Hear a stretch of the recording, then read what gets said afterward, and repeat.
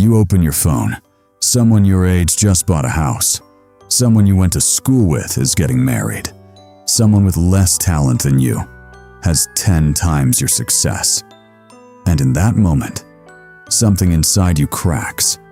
Not jealousy, not anger. Something quieter, something heavier.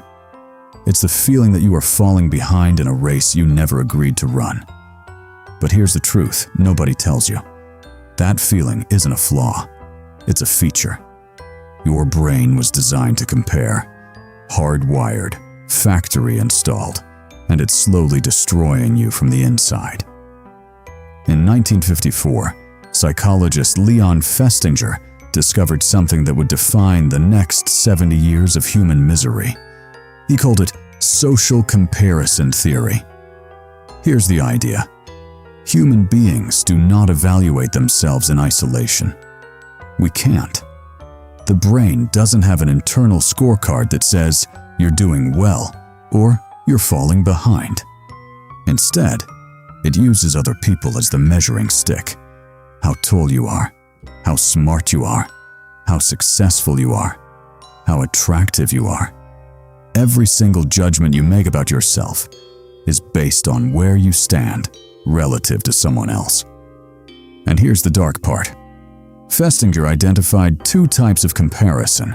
Upward comparison, measuring yourself against someone doing better. This creates motivation, but far more often, it creates envy, inadequacy, and self-destruction.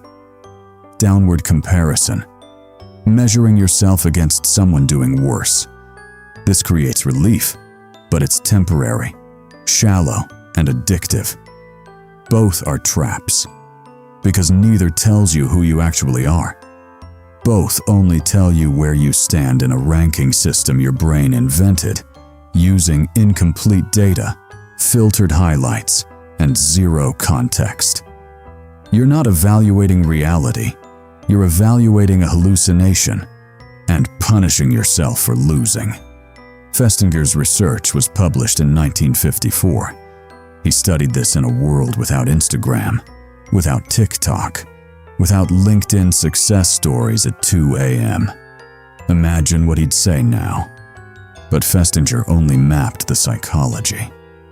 Modern neuroscience reveals what comparison actually does to your brain, and it looks like an addiction. In 2012, researchers at the National Institute of Mental Health used brain imaging to study what happens when people compare themselves to others. The results were disturbing. When you compare yourself to someone doing worse, your ventral striatum lights up. That's the brain's reward center, the same region activated by sugar, gambling, and cocaine. You get a dopamine hit, a neurochemical reward for feeling superior. But when you compare yourself to someone doing better, the ventromedial prefrontal cortex shows decreased activity, and the anterior insula spikes. That's the region associated with pain, disgust, and social rejection. Seeing someone else succeed literally hurts your brain, not metaphorically, neurologically. And here's where it becomes an addiction cycle. The pain of upward comparison drives you to seek relief. How? Downward comparison.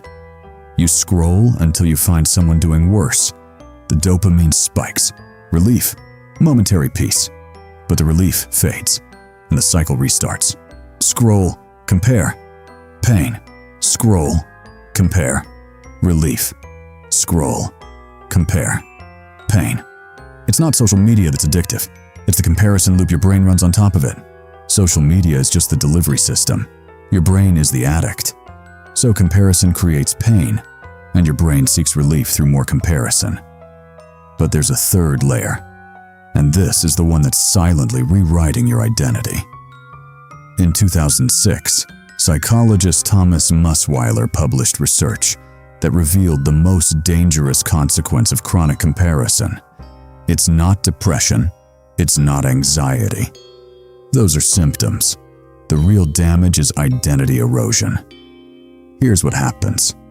Every time you compare yourself to someone, your brain temporarily adopts their metric as your metric.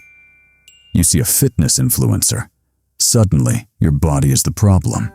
You see a startup founder. Suddenly, your career is the problem. You see a couple on vacation. Suddenly, your relationship is the problem. None of those were problems 5 minutes ago, but your brain rewrote your priorities based on someone else's life. Musweiler called this assimilation effect. Your self-concept doesn't just get bruised by comparison.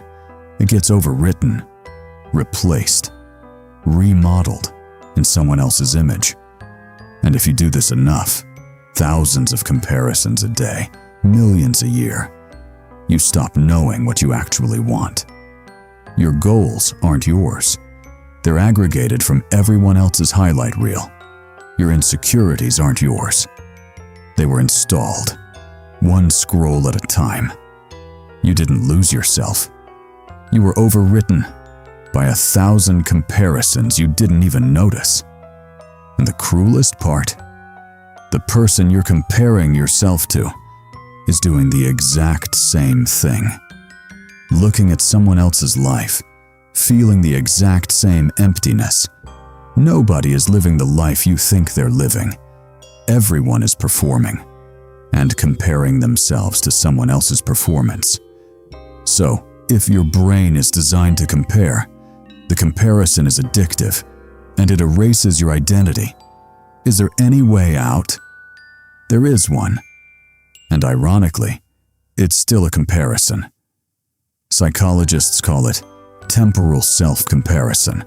Instead of comparing yourself to other people, you compare yourself to who you were. Yesterday, last month, last year.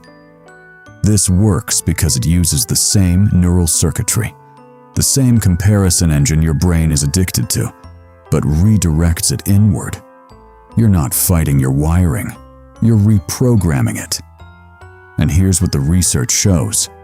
People who practice temporal self-comparison report higher self-esteem, greater life satisfaction, and lower rates of depression, regardless of where they stand compared to others. Because the only scoreboard that tells the truth is the one that tracks your own progress.